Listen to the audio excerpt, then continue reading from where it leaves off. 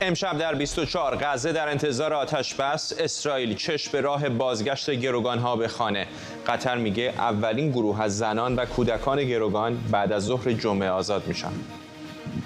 درخواست تحریم سپاه پاسداران در کانادا. رهبر حزب محافظه‌کار این کشور میگه سپاه پیچیده‌ترین گروه تروریستی در کره زمینه. یورش پلیس آلمان به اماکن مرتبط با حماس. برلین میگه این کشور در حمایت از اسرائیل به حرف بسنده نمیکنه. و پیروزی حزب راست افراطی در انتخابات هلند. رهبر این حزب گفته سونامی مهاجرت رو مهار میکنه. از واشنگتن دی سی این 24 است با فرداد فرحزاد. بینندگان ایران اینترنشنال در ایران و سراسر جهان سلام به شما. 47 روز بعد از حمله حماس به اسرائیل و ربودن بیش از 200 نفر گروه اول زنان و کودکان گروگان در نتیجه مذاکرات با میانجیگری قطر قرار روز جمعه ساعت 4 بعد از ظهر آزاد بشن. به دنبال اون در جریان آتش‌بسی 4 روزه 150 زندانی فلسطینی هم قرار از اسرائیل آزاد بشن. در حالی که ارتش اسرائیل دستگیری رئیس بیمارستان شفا رو در غزه تایید کرده، بنیامین نتانیاهو در دیدار با نخست وزیر اسپانیا و نخست وزیر بلژیک سازمان ملل رو به کم توجهی به وضعیت آواره‌ها در جنوب این باریکه متهم کرده. اقدام زمینی باعث شده که جمعیت غیر نظامی به هشدارهای ما توجه کنند و به جنوب بروند.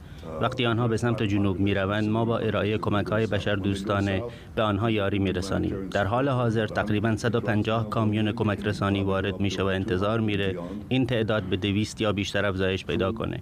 این کمک‌ها شامل غذا، دارو و آب میشه. من هنوز تلاشی که انتظار دارم از سوی سازمان ملل و نهادهای بین المللی برای ایجاد مناطق امن مشاهده نکردم.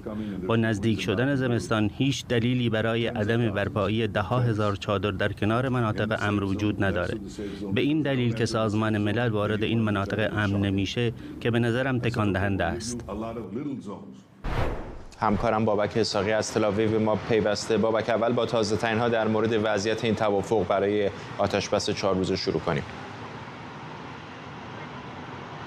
به نظر میاد که فرداد حداقل 13 تن از گروگان‌های اسرائیلی فردا شب شبات به رسم یهودیان با خانواده خودشون دور سفره شب شبات بنشینن. تقریبا همه چیز آماده هستش. همه این 13 گروگان از یک کیبوتس، یک شهرک آبادی یهودی نشین هستند که از اونجا ربوده شدند.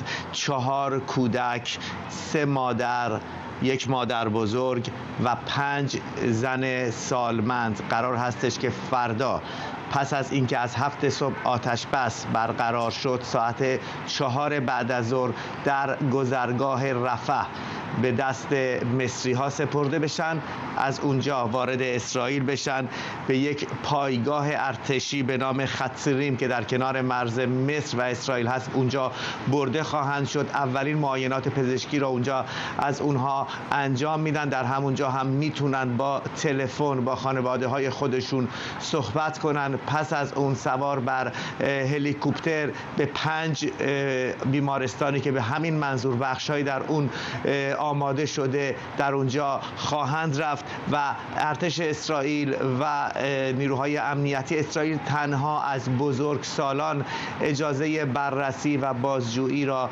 دارند و کودکان و نوجوانان را با اونها صحبتی نخواهند کرد. در مقابل گروه فلسطینی هایی هم که آزاد میشه سوار بر اتوبوس هایی که صلیب سرخ به زندان ها میفرسته به سوی کرانه باختری و اورشلیم شرقی خواهند رفت. ارتش اسرائیل میگوید که اجازه ناآرامی و یا شادی را در اونجا نخواهد داد. به نظر هم نمیاد که فلسطینی ها به خاطر آنچه که در غزه میگذرد بخواهند که شادی و خرسندی بکنن. در هر صورت این معامله‌ای هستش که قرار هستش که انجام بشه، اما همانطوری که می‌دانی در خاورمیانه مانند خاورمیانه هر لحظه همه چی ممکن است تغییر کنه.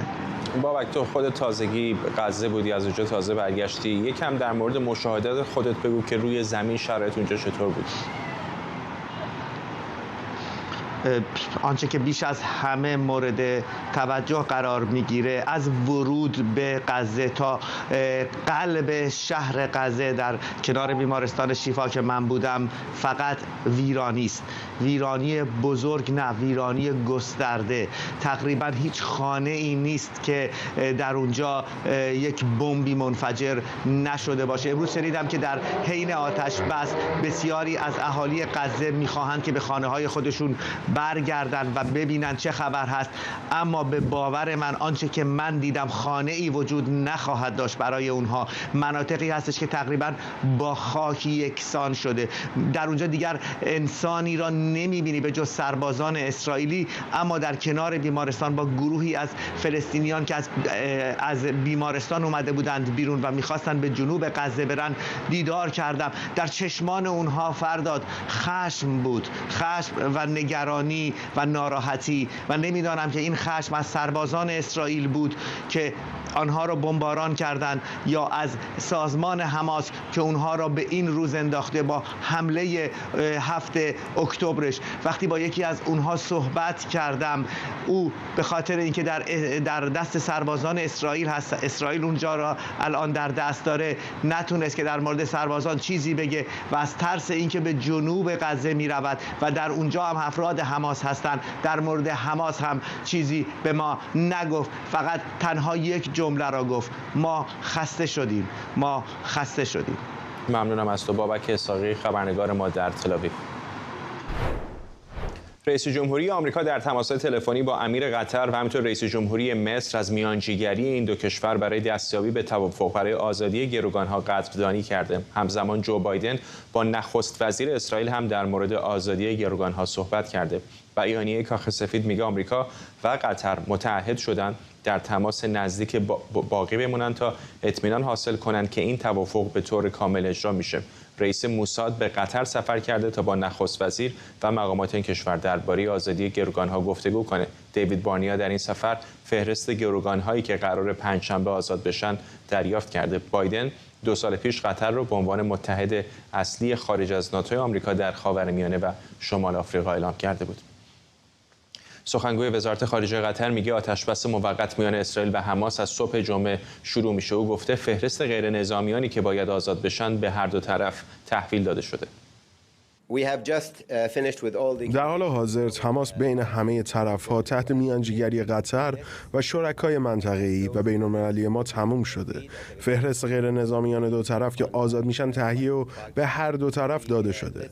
در نهایت پس از تماس‌های فشرده، فهرست غیر نظامیان آزاد شده از غزه به موساد، سرویس اطلاعاتی اسرائیل تحویل داده شده که در حال کار روی اجرای توافق هم است.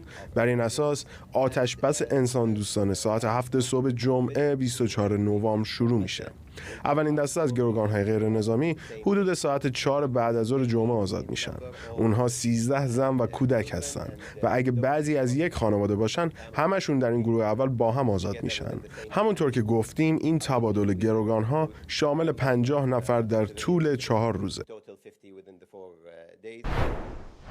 مسعود الفک کارشناس امور خاورمیانه از دبی به ما پیوسته. آقای الفک، جالب هست نقشی که قطر بازی کرده از شروع این درگیری. اینطور نیست علیرغم انتقاداتی که بر دوحه وارد میشه، ولی به نظر میاد تنها کسی هستش که فعلا میتونه میانجیگری کنه.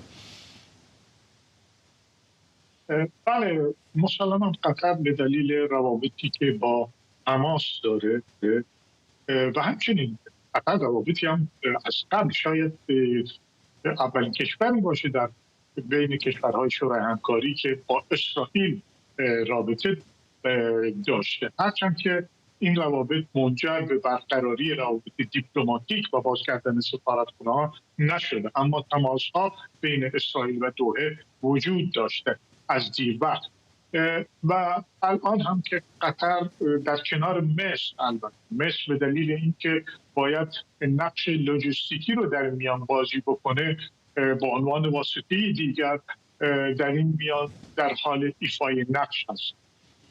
چقدر فکر میکنید که این میتونه این توافق آزادی گروگان‌ها و آتش‌بس 4 روزه موقتی میتونه راه رو باز بکنه برای احتمال یک توافق طولانی‌تر و آتش‌بس دائمی‌تر؟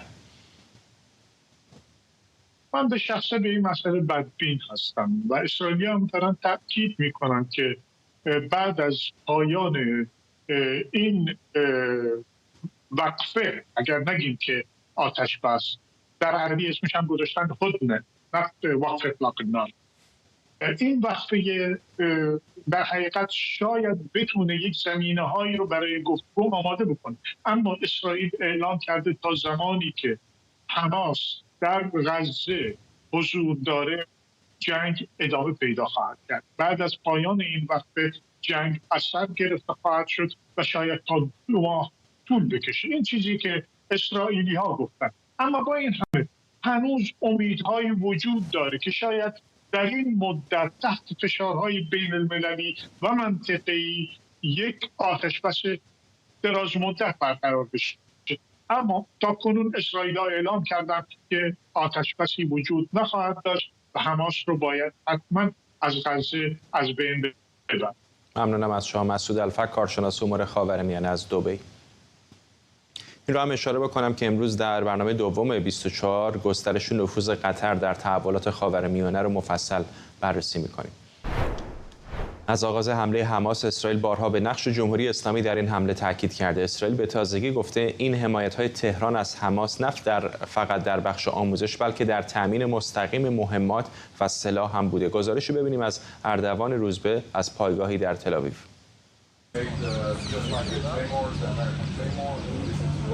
اینجا پایگاه استریم یکی از پایگاه نزدیک به تل‌آویو هستش، پایگاه ارتش، که در اینجا تعدادی از تجهیزاتی که در روز حمله نیروهای حماس با خودشون برای کشتن مردم و حمله به پایگاه ارتش اسرائیل استفاده کردن به نمایش گذاشته شده. در اینجا شما سلاح‌های مختلفی رو میتونید ببینید، از کره شمالی، از کشورهای دیگه و همچنین از جمهوری اسلامی.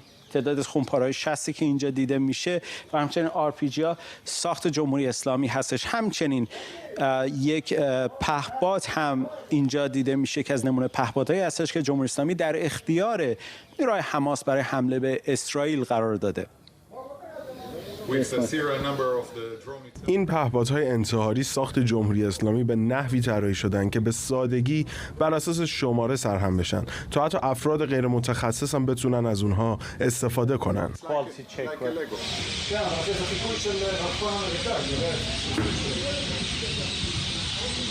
So what you can see here is the sheer amount of weapons. اینها بخشی از سلاحی است که ما بعد از قتل عام 7 اکتبر توسط حماس از اونها به دست آوردیم. سلاحی که با خودشون روز حمله آورده بودن و با اونها شهروندان و نیروهای نظامی رو هدف قرار میدادن. بعضی از این سلاح‌ها در خود غزه ساخته شده و بعضی توسط جمهوری اسلامی در داخل ایران ساخته شده و بعضی هم در روسیه تولید شدن. بعضی هم ساخت کره شمالی هستند. اونا ساخته شدن تا تانک‌ها و خودروهای زرهی رو از بین ببرن. حماس در روز حمله به مردم عادی با این سلاح‌ها به خودروهای مردم شلیک و شهروندان رو در اتومبیل‌هاشون منفجر کرده. ما از نزدیک شاهد آثار به جا مونده در بعضی کیبوتس‌ها و به خصوص در محل فستیوال موسیقی نوآ بودیم که شهروندان رو با RPG-7 هدف قرار داده بودند. ما شاهد بودیم که از همین راکت‌ها در روز جشن سیمخات تورا برای شلیک به اتاق‌های مردمی استفاده کرده بودند که در کنار هم دور میز نشسته بودند. بعضی از این سلاح‌ها برای این ساخته شدن که محیط رو به آتش بکشن و یک بار دما رو تا 400 درجه بالا ببرن که همه چی بسوزه. اونها از این مهمات در خونه‌های مردم استفاده کرده بودند. این سلاح‌ها برای جنگ بین دو نیروی نظامی ساخته شده، اما ما شاهد بودیم که اونها این مهمات رو علیه شهروندان عادی استفاده کردند. This warhead goes through the concrete and then this one explodes. We've seen the rice bags. اینجا میتونین کیسه‌های برنجی رو ببینین که به جای برنج در اونا فشنگ پر شده و در قالب کمک‌های انسان دوستانه وارد غزه شده. So in this part, what we can see is در اینجا شما گلوله‌های خمپاره 60 میلیمتری رو می‌بینید که توسط رژیم جمهوری اسلامی در داخل ایران ساخته شده و به غزه منتقل شده. اینجا هم شما میتونید شاهد RPG-7 های ساخت جمهوری اسلامی باشین. ما در مورد نحوه انتقال این مهمات از ایران به غزه فعلا نمیتونیم صحبت کنیم. این مدل RPG به طور مستقیم از داخل ایران اومده و دارای دو بخشه که بخش اول مرحله انفجاری شکاف‌دهنده دیواره و بخش دوم انفجار در دل هدف رو ایجاد میکنه. این مهمات استانداردترین مهماتیه که حماس برای حمله به اسرائیل استفاده کرده و خونه‌ها و ماشین‌های مردم رو در قتل عام 7 اکتبر هدف قرار داده. And on civilian vehicles during the October 7th massacre. I cannot imagine one good reason. من حتی یک دلیل نمیتونم پیدا کنم که چرا باید از این سلاح‌ها برای کشتار جمعی مردم عادی استفاده بشه. این انسانی نیست. This is not human. ارتش اسرائیل میگه که نیروهای حماس در حمله روز 7 اکتبر از تجهیزاتی استفاده کردند که بخشی از اونها ساخت جمهوری اسلامی بوده. از جمله به عنوان نمونه این خمپاره 60 که ساخت داخل ایران هستش و در اختیار حماس قرار گرفته. این گزارشی بود از تجهیزات غنیمت گرفته شده از نیروهای حماس در 7 اکتبر در پایگاه ارتش. من اردوان روزبه اینجا در تل‌آویو. خب اردوان روزبه همین تازگی از اسرائیل برگشته و اینجا در واشنگتن با ماست. خوشحالم که تو رو اینجا میبینم. اشاره نکرد که چطوری وارد غزه شده، ولی بالاخره نکته مهمی هستش که این سلاحایی که گفته میشه ساخت ایرانه چطوری این مسیر رو تونستن طی بکنن تا به غزه برسن. فردا یکی از چیزهای عجیبی که من تو این بازی اصلا دیدم این بود که مسئله اینه که شما کمک‌هایی رو به لحاظ لاجستیک میکنید تا بتونید مهماتی رو تهیه کنید. از جمله که همین فرمانده ارتشی که من باهاش صحبت می‌کردم میگفت ما قرائن و شواهدی داریم که جمهوری اسلامی کمک می‌کرده تا در غزه سلاح تولید بشه. اما اینی که شما سلاح ساخت وزارت دفاع ایران، یعنی در ایران وزارت دفاع جمهوری اسلامی رو بار یک وسیله بکنید بیارید و بتونید برسونید داخل، این واقعا مسئله پیچیده‌ایه.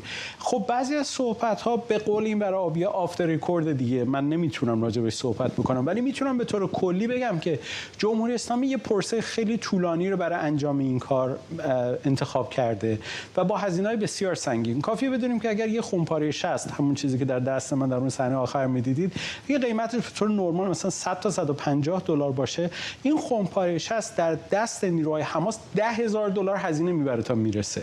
یعنی یک خمپاره 100 دلاری $10,000 تمام میشه برای جمهوری اسلامی که خب به طبیعیه که این پول نفت، پول مردمه و هزار پول دیگه است که داره اینجوری خرج میشه. لوجستیکش هم جالبه چون طبیعتا از مرز اسرائیل که نمیره، از مرز مصر طبیعتا میره و تونل‌های زیرزمینی، ولی میدونیم مصری هم روابط خوبی با جمهوری اسلامی نداره. کلکی رو اینها ظاهرن میزنن در ارتباط با حمل که حالا چون یه اشاره اونجا خود این فرمانده کرده، من دیگه حالا اشاره میکنم در ارتباط با فشنگ‌ها اگه دقت بکنین اونها میگن که فشنگ‌ها اینجوری نیستش که در کیسه‌های برنج مثلا یک کامیون وقتی میاد یک کامیون فشنگ باشه. در بین 10,000 تا مثلا کیسه برنج 10 تا کیسه برنجه که توش فقط فشنگه.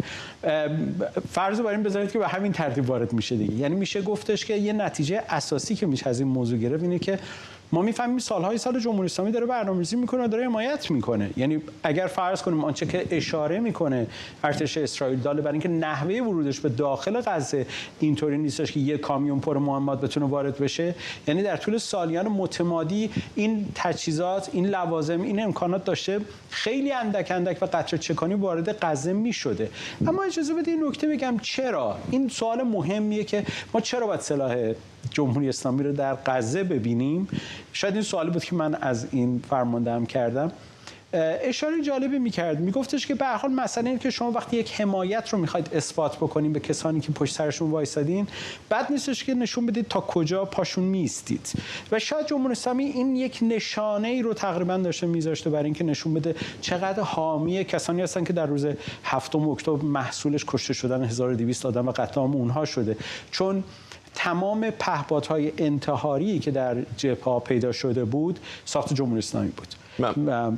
این نکته خیلی مهمیه، یعنی پهپاد انتحاری رو از تکه تکه باز کردن دادن اونجا و خب در تمام مسیر استفاده شده ازش دیگه. ممنونم از تو همکارم اردوان روزبه اینجا در استودیو ما در واشنگتن دی سی. تصاویرم که پشت سر ما می‌بینید آسمان غزه است که همچنان در تاریکی به سر میبره.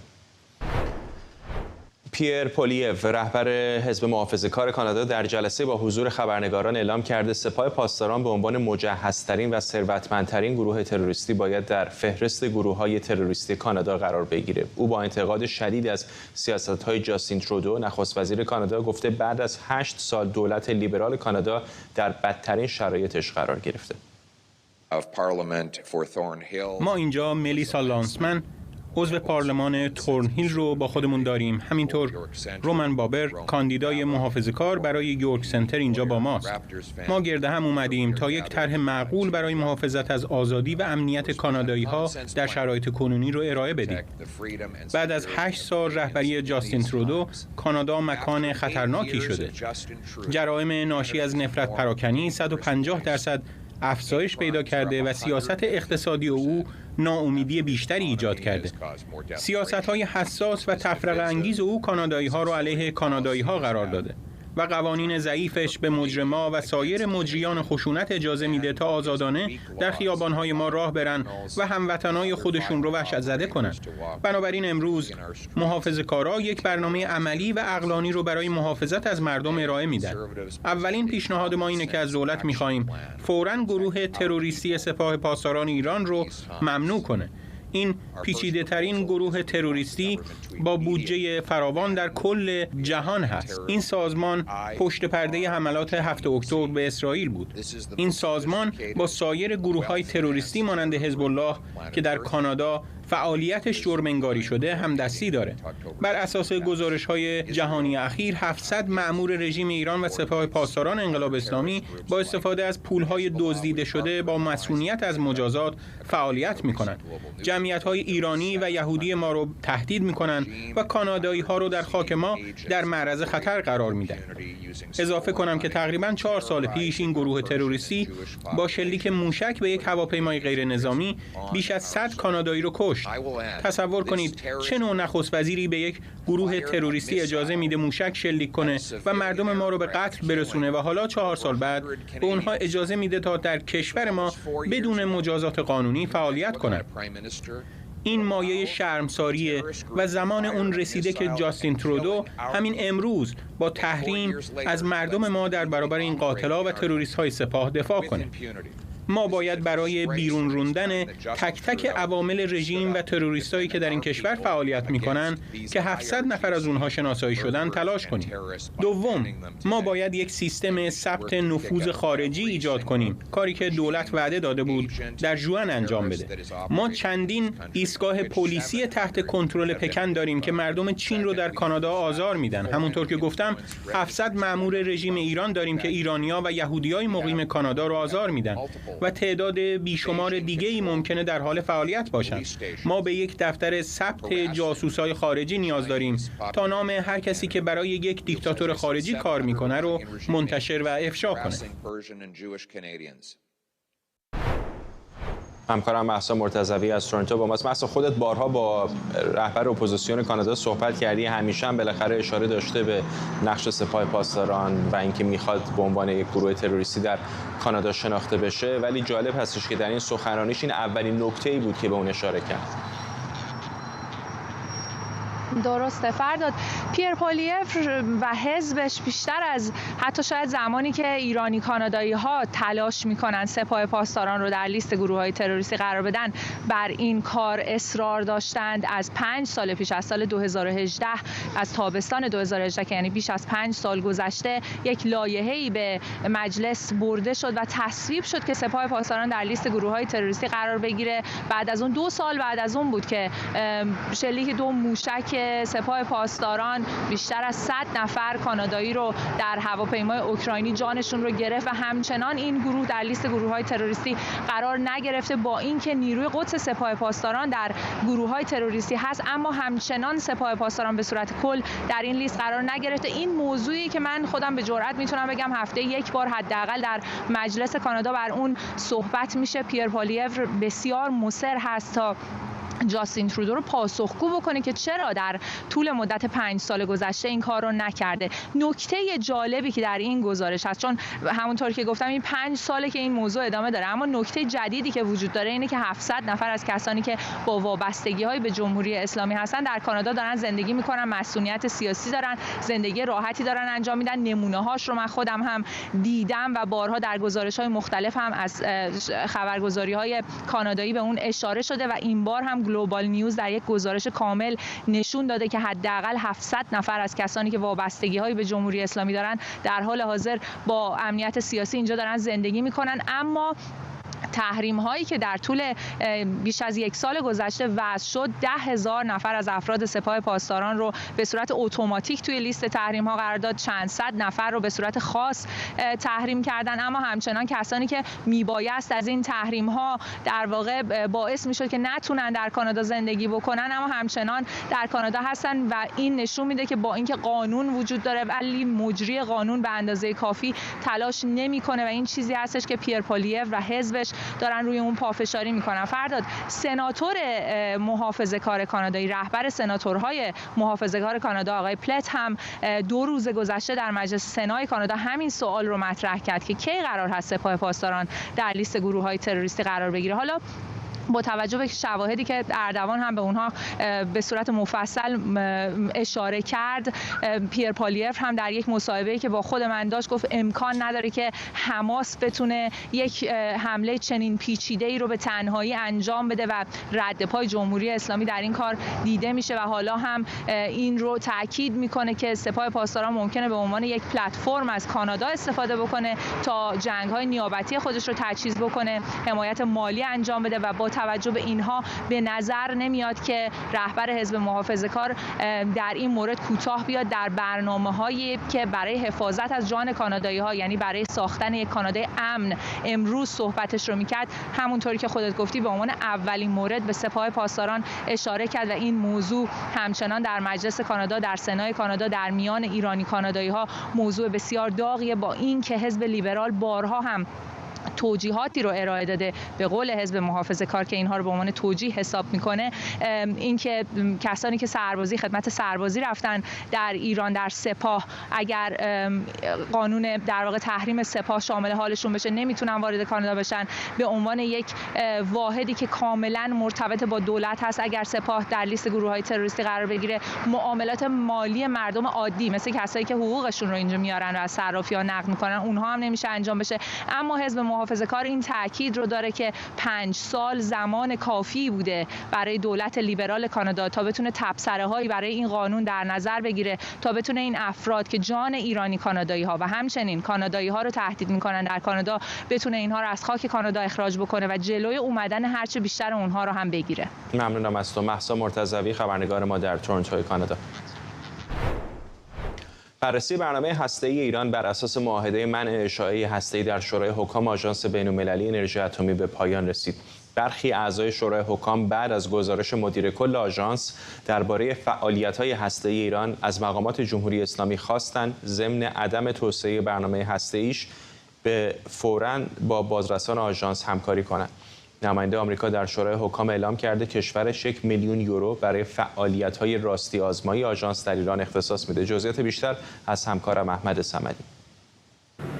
آخرین نشست شورای حکام آژانس بین‌المللی انرژی اتمی در سال 2023 با بررسی موضوع هسته‌ای جمهوری اسلامی به کار خودش پایان داد و این بار هم اعضای شورای حکام تصمیم و یا قطعنامه الزام آوری رو علیه جمهوری اسلامی صادر نکردند و فقط برخی از کشورها از جمله 3 کشور اروپایی عضو برجام، مجموعه اتحادیه اروپا و همچنین ایالات متحده چند بیانیه رو در انتقاد از برنامه هسته‌ای جمهوری اسلامی صادر کردند. در واقع این بیانیه‌ها بر اساس گزارشی بود که آقای رافائل گروسی مدیر کل آژانس ارائه کرده بود و در اون به شدت از اینکه جمهوری اسلامی با بازرسان آژانس همکاری نمی‌کنه و حتی برای بازرسان زبده آژانس که عمدتاً از کشورهای اروپایی هستن ویزا صادر نکرده انتقاد شده بود. همچنین آقای گروسی در گزارش خودش از اینکه جمهوری اسلامی از تعهدات خودش ذیل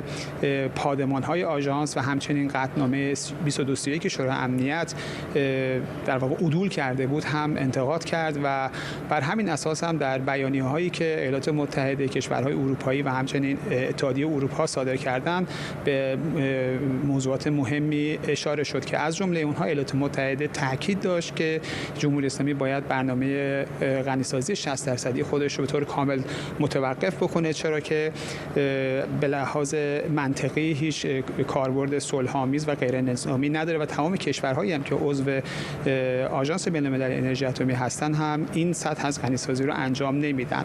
ایالات متحده همچنین در واقع در پاسخ به ادعاهای ایران که اعلام کرده بود با جمهوری اسلامی ناعادلانه داره رفتار میشه، اعلام کرده بود که این رفتارهای خود جمهوری اسلامی هستش که موجب میشه تا با او رفتار دیگه‌ای انجام بشه. کشورهای اروپایی هم ضمن درخواست از جمهوری اسلامی برای همکاری فوری با آژانس بین‌المللی انرژی اتمی خواستار این شدن که مقامات جمهوری اسلامی به ویژه در خصوص مسائل پادمانی از جمله تأسیسات هسته‌ای ترقوزآباد و ورامین که در اون بازرسان آژانس ذرات اورانی با منشأ انسانی پیدا کردن پاسخ بده. همچنین در خصوص بازرسان آژانس بین‌المللی انرژی اتمی هم جمهوری اسلامی باید وضعیت رو به حالت قبل برگردونه و به این بازرسان ویزا بده. و خب در نهایت این که ایالات متحده در بیانیه خودش تاکید میکنه که آژانس بین‌المللی انرژی اتمی به 2.2 میلیون یورو برای انجام فعالیت‌های راستی آزمایی و نظارت بر برنامه هسته‌ای جمهوری اسلامی بودجه نیاز داره که مبلغ 1 میلیون یورو از این بودجه را ایالات متحده تامین خواهد کرد و از دیگر کشورها هم خواسته که برای این موضوع پیش قدم بشن و کمک بکنن و در واقع هم کشورهای اروپایی و هم ایالات متحده از مدیر کل آژانس خواسته که اگر هر اقدامی که جمهوری اسلامی برای تضعیف برنامه راستی آزمایی آژانس انجام بده اون رو به اطلاع اعضای شورای حکام برسونه. همکارم احمد صمدی بوده از وین. پلیس آلمان در 4 ایالت 15 مکان رو در پی ممنوعیت فعالیت‌های حماس و همینطور گروه فلسطینی صامدون تفتیش کردند.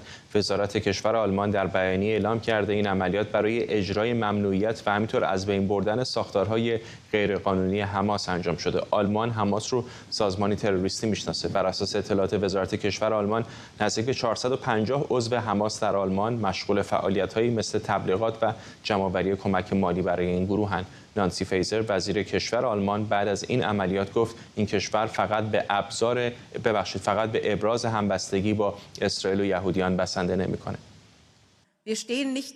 ما فقط به اظهار همبستگی با اسرائیل و یهودیان در سراسر جهان و از همه مهمتر در آلمان بسنده نمی کنیم، بلکه عملاً اقدام هم می کنیم.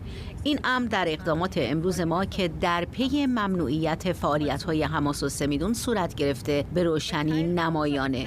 اونایی که میخوان تو جامعه ما جایی داشته باشن نمیتونن در عین حال حق وجود اسرائیل رو به چالش بکشن. ما به مبارزه قاطع و پیوستمون علیه یهودی ستیزی ادامه میدیم، به ویژه جایی که خودش رو به عنوان اسلامگرایی آماده به خشونت نشون بده. بامداد اسماعیلی روزنامه‌نگار از کلن آلمان به ما پیوسته. آقای اسماعیلی، به نظر میاد که دولت آلمان عزمش رو جذب کرده برای نه فقط کسانی که به حماس نزدیک هستند بلکه افراد و گروه‌های دیگری هم که گفته میشه نزدیکی و رابطه‌ای دارن با حماس فشار وارد کنه. بله، ببینید به خاطر تاریخی که آلمان در گذشته داشته به هیچ وجه اجازه نمیدن که یک فعالیت ضد اسرائیلی در این کشور شکل بگیره.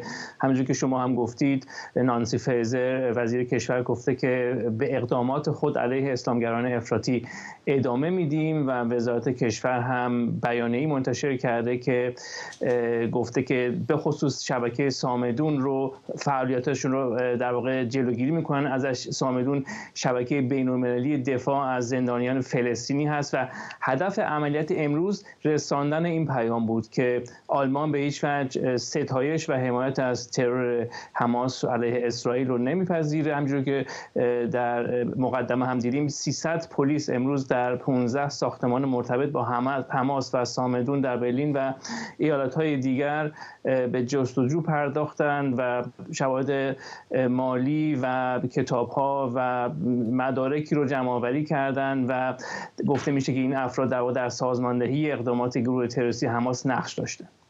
در مورد این گروه صامدون چه چیز بیشتری میدونیم؟ در واقع میدونیم این گروهی هستش که در آمریکا شکل گرفته و مستقیما با حماس در ارتباط نیستن ولی همکاری میکنن. 3 هفته پیش این گروه در آلمان قدغن شد و الان در واقع این عملیاتی که انجام شد نشونه‌ای می‌خواستن بدن و بگن که در واقع ما جلوگیری می‌کنیم از چنین گروه‌هایی. اینم عجیبه، اینطور نیست که سازمانی که در ایالات متحده فعال هست در آلمان ممنوع بشه.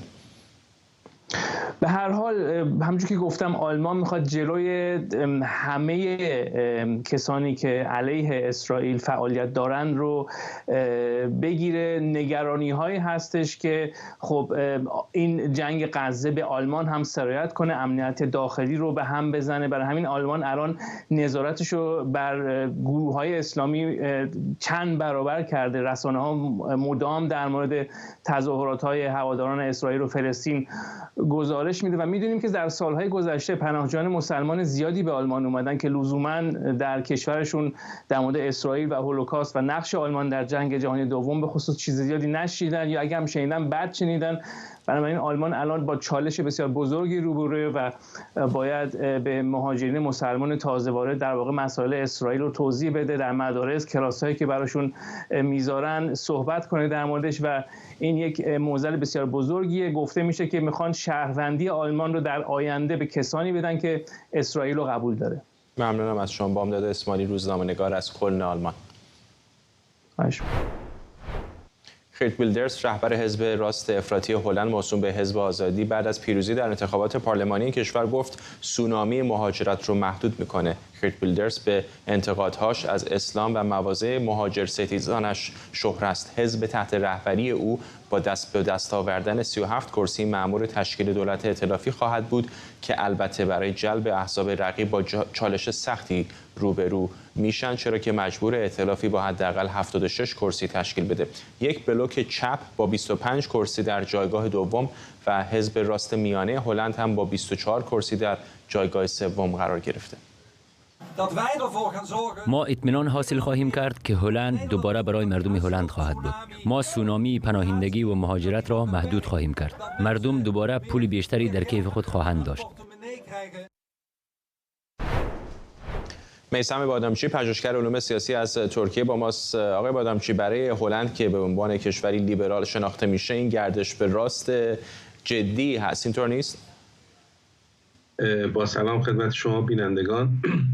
بله، ببینید یه اتفاقی که انگار داره تو دنیا میفته اینه که اگر ما قبول کنیم که یک قرارداد اجتماعی لیبرالی وجود داشت توی دنیا بعد از جنگ جهانی دوم، یعنی بعد از اینکه هیتلر سقوط کرد، خب این مسئله حقوق بشر تو دنیا خیلی جدی شد، در موردش بسیار کتاب‌ها نوشته شد، منشور حقوق بشر یعنی اعلامیه جهانی حقوق بشر و خیلی الحاقیه‌ها پیدا کرد و جزء حقوق بین‌المللی شد و الی آخر. منتها یک موج جدیدی هم بعد از فروپاشی شوروی در دهه 90 حرکت به سمت لیبرالیسم داشتیم که اونجا هم باز شما می‌بینید که حرف از اینه که دیگه لیبرالیسم یعنی حتی فوکویاما اون مقاله معروفش که دیگه مثلا میگه پایان تاریخ لیبرالیسم پیروز شده، همون زمان هم این گفتمان منتقدخوانی داشت. ولی اتفاقی که افتاده اینه که ما میبینیم مخصوصا توی از سال انگار 2020 2015 به بعد و خلاصه هر چقدر از سال 2000 به این طرف اومدیم این گفتمان لیبرالیسم تو دنیا بیشتر مورد سوال قرار گرفته. ببینید و قوی شدن خب پوتین تو روسیه یکی از مهمترین البته دلایلشه، قوی شدن گفتمان جمهوری اسلامی و همین گروه موسوم به مقاومت، چین و خب احزاب راست افراطی. حالا بریم به موضوع هلند. ببینید تو هلند اتفاقی که افتاده، این آقای ویلدرز اولین بار نیستش که وارد پارلمان میشه. ایشون بیش از شاید حدود بیش از 20 ساله که تو پارلمان هلند حضور داره. از سال 2006 هم یک حزبی تأسیس کرده که حزب تک نفره بهش میگن، به خاطر اینکه همش بر اساس افکار ایشون بنا شده و از سال 2010 به بعد همیشه حداقل 10% آرا رو تو مجلس داشته. این دفعه تقریبا 25% رو گرفت که البته رکورد و با 37 تا نماینده از حدود 150 تا کل نماینده مجلس.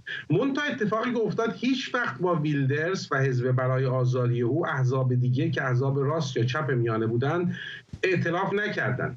حالا مسئله ولی هیچ وقت هم در این حال ایشون رأی اول نبوده، یعنی همیشه رأی مثلا حتی دوم به نظرم نبوده و حالا باید دید این سه تا حزب که دقیقاً بعد از ایشون قرار دارن که حزب دوم اتفاقا حزبیه که یه ائتلاف یعنی چپ ها و کارگر هست، یعنی حزب کارگر سبز همچین چیزی میشه ترجمه کرد اسمش رو، و این اتفاق حزبی که مثلا تو شهر بزرگی مثل آمستردام یا اوترخت تو این شهرها این رأی اولو داره و تو خود آمستردام حزب آقای ویلدرز 8% رأی داشته. خب این یک حزب دومی هست. دو تا حزب دیگه البته راستگرا هستن که حزب سوم حزبیه که اتفاقا الان در قدرت بود و به شدت خب آرایش کم شده، یعنی شاید حدود 10 تا دقیقاً نشمردم ولی آرایشون کم شده چون مارک روته رفت و این خانم یشیلگوز اومد. حالا مسئله اینه که و یه حزب سوم که اونم حزب خلاف جریان هست، حزب قرارداد اجتماعی نو. اینا یعنی یه اتفاقی که تو هلند افتاده، احزابی که خیلی سابقه نداشتن هم الان اومدن وارد شدن و رأی بالا گرفتن. حالا اگر این سه تا حزبی که بعد از حزب ویلدرز هستن با هم به توافق برسن، ائتلاف کنن، هنوز ممکنه که ویلدرز به قدرت نرسه، یعنی نخست وزیر نشه و همیشه توی هلند این بحث بوده که 2-3 ماه طول میکشه تعیین نخست وزیر. به خاطر اون باید منتظر باشیم، یه چیزی نیست که همین مثلا هفته بعد معلوم بشه که نخست وزیر کی خواهد بود احتمالاً. حالا به ارزش لیبرال اشاره کردی، به نظر میرسه که در خیلی از موارد هم خط و خطوط‌ها مبهم شده، برای اینکه مثلا خود این آقای ویلدرز به نظر نمیاد که مخالفتی فرض کنید با مثلا ازدواج همجنسگرایان داشته باشه، ولی در مورد مهاجران به خصوص مهاجران مسلمان مواضع تندی داره. چقدر فکر میکنید که نه فقط در هلند، در بخش قابل توجهی از اروپا و حتی آمریکای شمالی اینها اتفاقا تحت تاثیر از این مهاجرت‌های گسترده از کشورهای مسلمان و به خصوص الان بعد از این اتفاقات اخیر در غزه بوده؟ ببینید قطعا این چیز ضد مهاجرت، خب این فوبیایی که ایشون اومده شعار تقریبا مثل ترامپ داره مطرح میکنه هلند برای هلندی ها، این که رابطهش با لیبرالیسم رابطه پیچیده‌ایه. ببینید خیلی ایشون علیه این حال اروپا محور هست. خب تو اروپا ارزش‌های روشنگری هم حضور داره، ولی در این حال خیلی ضد اسلام هست، ولی خیلی ضد چند فرهنگی گرایی هست، یعنی تکثر رو قبول نداره و ضد اتحادیه اروپا. بله و ضد اتحادیه اروپا عملا میشه گفت سفید پوست کلاس حتی، و مسیحیت رو ببینید حتی تالوره میکنه، ولی اسلام رو خیلی باهاش شدیداً مخالفه. میدونید شعارهای قبل از اینکه حالا اگه به دولت برسه احتمالاً اون شعارها رو یه مقدار تعدیل خواهد کرد یا کنار خواهد گذاشت، ولی میگفت باید مساجد تعطیل بشه، کورس‌های آموزش قرآن. جمعیت ترک‌ها توی ترکیه تو هلند و کشورهای مثلا عرب‌ها، مراکشی‌ها، اینها به بچه‌هاشون عربی یاد میدادن، قرآن یاد میدادن. همه اینها اگر سیاست‌های حداکثری اون اگه بخواد اجرا بشه باید تعطیل بشه، که البته چون احزاب دیگه‌ای که خب جزو این ائتلاف اگر نخست وزیر بشه هستند خواهند بود، این رو سیاست حداکثری رو قبول ندارن، مجبور خواهد بود که تعدیل کنه. ولی یک خبر خیلی بدی هست واقعا برای پناهجوها و حتی پناهجوهای ایرانی و حتی هر کسی که شاید فکر میکرد که مثلا با قوانین مهاجرتی فکر کنه که بتونه بره تو هلند زندگی کنه، چون واقعا اینه که افرادی مثل ایشون این براشون ایرانی و عرب و ترک و یعنی اصلا فرق نداره، شاید فقط سفید پوست اروپایی مثلا روس باشی شاید براش یه مقدار فرق کنه، ولی و به خاطر اون برای مهاجرت اصلا خبر خوبی نیست و حالا باید دید که واقعا البته به قدرت میرسه یا نه، میگم معلوم نیست هنوز. ممنونم از شما. میثم بادامچی، پژوهشگر علوم سیاسی از ترکیه. در ایران هنگاو از اجرای حکم اعدام میلاد زهره‌وند، جوان 20 ساله اهل ملایر و از بازداشت شدگان اعتراضات پارسال خبر داده. زهره‌وند به طور مخفیانه و بدون اون که فرصت ملاقات و وداع آخر رو داشته باشه، صبح امروز پنجشنبه در زندان مرکزی همدان اعدام شد. او آبان ماه پارسال در جریان اعتراضات ملایر به اتهام دست داشتن در مرگ یک عضو نیروی اطلاعات سپاه ملایر دستگیر و به اعدام محکوم شد. حکم زهره‌وند بعد از اعتراضش در دیوان عالی کشور هم تایید شد. هنگاو همینطور نوشته اطلاعات سپاه از تحویل پیکر میلاد زهره‌وند به خانواده‌اش ممانعت کرده. همکارم شاهد علوی از واشنگتن دی سی با ماست با جزئیات بیشتر. چه می‌دونیم در مورد وضع سرنوشت که متوجه او شد؟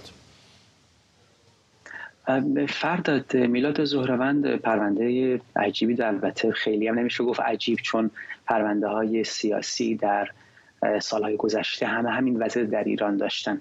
میلاد زهروند رو روز 40 ژینا در دانشگاه ملایل یک مراسم اعتراضی برگزار میشه. همون روز بعداً خبرگزارا گفتن که نیروهای امنیتی اطلاعات سپاه و نیروی نظامی و اطلاعات آماده بودن و در اون حوالی حضور داشتن.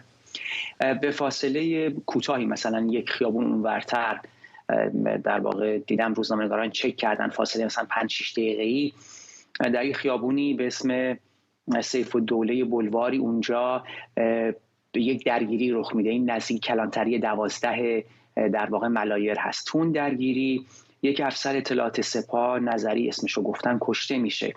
سروان اطلاعات سپاه بوده و میگن یک نفر هم مجروح شده که میلاد زهروند بوده. منتها از همون لحظه اطلاعات نقیض شروع میشه که باعث میشه که کل پرونده، کل این وضعیت در ابهام بره. یک جا معاون فرمانداری ملایر، فرمانداری ویژه است، معاون سیاسیش میاد صحبت میکنه، میگه بله این یک درگیری بوده، یه عده از این خرابکارا و اغتشاشگرا به گفته ایشون تو یک ماشین بودن، مامورین تعقیبشون کردن، در تعقیب گریزشون شلیک کردن، ماشین متوقف شده و در نهایت وقتی این افسر اطلاعاتی رفته که اینا رو بازداشت بکنه، از داخل اتومبیل به شلیک کردن، بعدم فرار کرده زاره. منتها بعد میگفت که نیروهای اطلاعاتی همشون رو گرفتن که این همه میگفت 9 نفرن. فردای اون روز در واقع سپاه انصارالحسن که میشه سپاه استان همدان بیانیه داد، گفت که یک تعقیب، اونا هم گفتن تعقیب و گریزی بوده که ما درگیر شدیم با اغتشاشگران و این افسر ما جان باخته. منتها ما 7 نفر متهم رو در کمتر از 24 ساعت، 2 نفرشون رو در 2 ساعت بازداشت کرد. معاون سیاسی استاندار روایت دیگه ای میده از این تعقیب و گریز. از اون قابل توجه تر دادستان در واقع همدان هست که اصلا میگه که نه، این تعقیب و گریز نبوده، اینها 2 طایفه در واقع زهروند و قیاسفند در ملایر یه مدتی بوده با هم درگیر بودن. اون روز اونجا این 2 طایفه 2 تا 4 تا اتومبیل از جوانهای این 2 طرف اونجا با هم درگیر بودن. کسی زنگ زده، مامورین رفتن ببینن جریان چه. البته مامورین به گفته ایشون آماده بودن به خاطر اغتشاشات و اونجا درگیری میشه و این در واقع یه اتومبیل اونجا بوده، این افسر اطلاعات میره ببین داخل اتومبیل چیه که درو باز میکنه، به شلیک میکنه. خود میلاد رو که دستش مجروح شده بود در تیراندازی مامورین امنیتی در تهران 11 آبان، اون 40 میشد 4 آبان، یعنی مثلا 7 روز بعد در تهران بازداشتش میکنن. تمام کسانی که تو اون پرونده 2 تا خانواده به گفته خودشون بودن همه آزاد شدن به قید وثیقه، منتها میلاد رو نگه میدارن. بعد دادستان اعلام میکنه که ما 3 ماه پرونده رو بستیم، ایشون معلوم شده که قاتل این افسر سپاه بوده و به اعدام محکوم شده. منتها بعداً خبرایی اومد که در واقع به اون سیستم طایفه‌ای کسانی رفتن پیش این طایفه یا خانواده نظری و تلاش داشتن به صورت طایفه‌ای با دادن دیه حل و فصلش کنن. برای همین پرونده در دیوان بعد از مثلا اسفند که به دیوان میره اونجا میمونه تا کی؟ تا مهر ماه 5 مهر ماه اون سپاه همدانی دیداری داشتن برای یادواری شهدای همدان، به اصطلاح با علی خامنه‌ای اونجا اسم میبره از سردار همدانی، اون که در سوریه کشته شد، در کشتار 88 هم در سرکشتار هم دست داشت و اسم میبره از این نظری، میگه که این نظری به ویژه شهید امنیت و باید قاتلانش مجازات بشن. از فردای همون روز در واقع نماینده ولی فقیه در استان به خونه نظری میره، گزارشش منتشر میشه. خبرگزاری مثلا ایسنا، ایرنا، مهر که هیچ کدومشون خبر کار نکرده بودن یهو پر خبر میشن. معاون استاندار میره، نماینده ولی فقیه میره، فرماندار میره، یه نفر از تهران میره و دیدار با خودش شروع میشه. یعنی انگار عملا پرونده‌ای که در حال حل بود، خامنه‌ای یک آتیشی روش میریزه و بعدم که در این شرطی اعدام شد. نکته‌ای که قابل توجه به فرد به نظر باید گفته بشه این هست که بر اساس اصل براءت که در قوانین به رسمیت شناخته شده و در حقوق بین‌الملل هم یک اصله که کسی نمیشه در واقع به چیزی محکوم کرد مگر در یک دادگاه منصفانه عادلانه اثبات بشه. میلاد زهروند با این تعبیر در این چارچوب حقوقی عملاً بیگناه اعدام شده. به اصطلاح حقوقیش میشه سلب حق حیات در موردش صورت گرفته، سلب غیرقانونی حق حیات، به خاطر اینکه ما اونجا دوربین بوده، طبیعتاً اون نزدیک کلانتری دوربین‌های مداربسته هستن. هیچ فیلم منتشر نشده، هیچ تصویری نیست از فیلم‌هایی که نشون بده که مثلا چجوری تیراندازی شده، چقدر این داد درسته. میلاد هم اعترافاتی دست کم تا این لحظه ما ازش ندیدیم، حتی اعتراف اجباری که ممکن ازش گرفته باشن زیر در واقع شکنجه و آزار که سازمان حقوق بشری مستند کردن این شیوه رفتار رو. به این ترتیب میشه گفت که ایشون یکی دیگر از قربانیان روند دادرسی غیر شفاف، ایشون بیگناه اعدام شده چون گناهکاریش در یک دادگاه منصفانه اثبات نشده و عملا هم پاسخی داده نشده. اینم اضافه بکنم که زمانی که ایشون در بازداشت بود، بازداشت موقت، در واقع فرزندش به دنیا اومد و در حدی که من دیدم تا این لحظه امکان ملاقاتم نداشته، فرزندش رو ندیده و آخرین ملاقاتم انجام نشده. ممنونم از تو همکارم شاهد علوی از واشنگتن دی سی. نشست مسکو با حضور نیروهای مخالف طالبان از جمله احمد مسعود و برخی از مقامات روسی برگزار شد. میزبان نشست افغانستان میان گذشته و آینده رهبر حزب عدالت روسیه که معاون پارلمان کشور هم هست بود. احمد مسعود رهبر جبهه مقاومت ملی افغانستان با اشاره به عدم فراگیر بودن حکومت طالبان و قوانین سختگیرانه اسلامیش گفته افغانستان امروز با یک نظام قرون وسطایی اداره میشه. آقای مسعود گفته طالبان در 3 دهه گذشته بجز توافقنامه دوحه به هیچ توافق دیگری پایبند نبودند. طالب‌ها در طول 30 سال و 3 دهه گذشته بار توافقات و تعهدات، چیزی که در مسکو گفتن، در دوحه گفتن، به پدر ما و استاد ربانی رئیس دولت اسلامی افغانستان گفتن، چیزی که در 10 سال گذشته در قالب مذاکرات صلح گفتن، به یکش پایبند نبودن جز به قراردادی که با امریکا بستن. پس نیاز است که مکانیزم ها و برنامه های روی دست گرفته شود، الزامیت و این برنامه ها به خاطر شکست نشدن تعهداتی که اگر طالبان میدهند لازم و ضروری است. همکارم رازی دانش اینجا در استودیو به ما پیوسته. آیا یه جلسه این چنینی نشانی از این داره که مسکو داره یک تغییر رویکرد نشون میده در مقابل افغانستان و طالبان؟ ببین، در مورد این تغییر رویکرد واقعا نظرات خیلی متفاوته، اما اکثریت قریب به اتفاق برداشت‌ها اینه که بله همینطوره.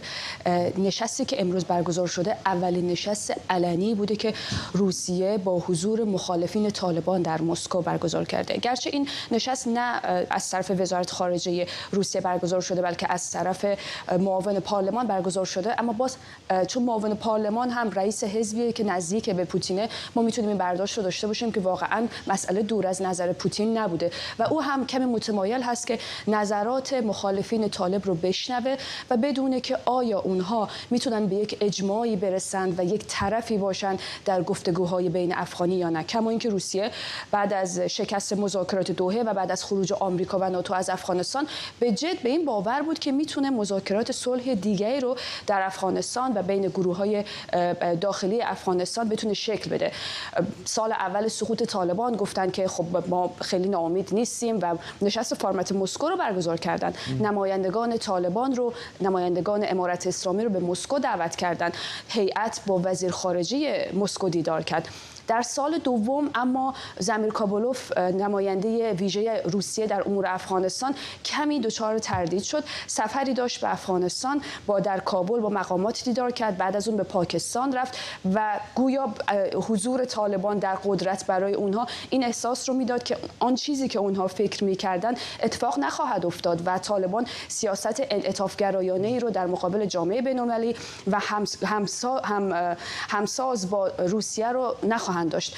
کابولوف گرچه گفته بود که ما هیچ سیاستی برای به رسمیت شناختن طالبان نداریم، اما در سال دوم کمی ناامیدتر بود. از حرفاش چنین معلوم میشد و امروز هم که میبینیم کاملا مخالفین طالبان رو به یک نشست رسمی دعوت کردن. چه میگفتن این مخالفان طالبان که در این نشست حضور داشتن؟ اونها چه میبینن در فردای نشست این چنینی و به خصوص رویکرد مسکو؟ باز هم همینه، یعنی اینکه همینطور که روسیه واقعا میخواست محک بزنه که آیا این چهره‌های مخالف از گروه‌های مختلف قومی، همینطور که گفتی احمد مسعود اونجا حضور داشت به عنوان یکی از برجسته‌ترین چهره‌های مخالف طالبان که می‌بینیم بعد از سقوط به خیلی از کشورها و شهرهای جهان به کنفرانس‌ها دعوت شده و رهبران جهان اون رو یکی از چهره‌های اصلی می‌بینن.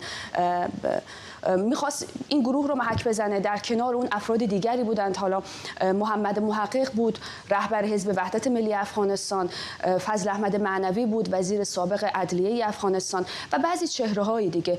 گله‌مندی اینه که این گروه خیلی همه شمولی نبودند، عده محدود و معدودی دعوت شده بودند، اما همین گروه هم هر کدوم گرچه به شکل کلی اینها مخالف طالبان هستند، اما همه ما میدونیم که بالاخره وقتی وارد مراحل بعدی میشن اینا هم هر کدام مخالفت‌ها و تفاوت‌هایی در آرایشون وجود داره. همینطور که ما این تفاوت آرا رو در توافقنامه دوحه دیدیم و دیدیم که چطور این توافقنامه هیچ وقت جامعه عمل نپوشید. اما با وجود این خب احمد مسعود یکی از راهکارهایی رو که داشت این بود که یک همه پرسی انجام بشه و حکومتی که قراره در آینده افغانستان بر مردم حکومت بکنه از میان خود مردم انتخاب بشن. محمد محقق یکی از اعضای حزب جدید و تأسیس شورای عالی مقاومت برای نجات افغانستان که چند ماه پیش تشکیل حزب دادن، اما حرفی که زد جالب بود و گفت که اگر طالبان و اگر امارت اسلامی حاضر نشه که با گفتگو و سازش به یک حکومت همه شمول تن بده، راهکار بعدی ما استفاده از مبارزه مسلحانه است و ما از هیچ راهکار دیگری دریغ نمی‌کنیم. خانم‌های دیگری که عضو سابق پارلمان در افغانستان بودن، اونها هم بالاخره صحبت‌هایی رو داشتن، ولی عموما اجماع دیدگاه‌ها و آرایی که خود شرکت کننده‌ها هم داشتن برای این بود که این اولین نشست بود و ما منتظر این هستیم که آیا نشست‌های بعدی با حضور دیگر افراد، مخصوصاً از چهره‌هایی که قبلاً در داخل حکومت جمهوری اسلامی افغانستان بودند هم در اون نشست حضور داشته باشه و مخصوصاً از کشورهای همسایه. در نشست مسکویی که امروز برگزار شد تنها کشوری که حضور داشت ایران بود که گرچه جالب نماینده ایران با وجود همه مخالفت‌ها و همه سرسختی‌هایی که همه شرکت کننده‌ها نسبت به حضور طالبان در افغانستان داشتن، خیلی خوشبینانه و امیدوارانه گفت که طالبان امنیت رو همکاری‌های امنیتی و نظامی خوبی با ما انجام دادن، مخصوصا در مبارزه با داعش. اما در عمل می‌بینیم که این اتفاق نیفتاده و داعش همچنان داره عملیات انتحاری و انفجار در افغانستان انجام میده. ممنونم از تو راضی دانش، همکارم اینجا در استودیو با ما، و ممنونم از شما که ما رو در این برنامه همراهی کردید. تا برنامه بعدی بدرود.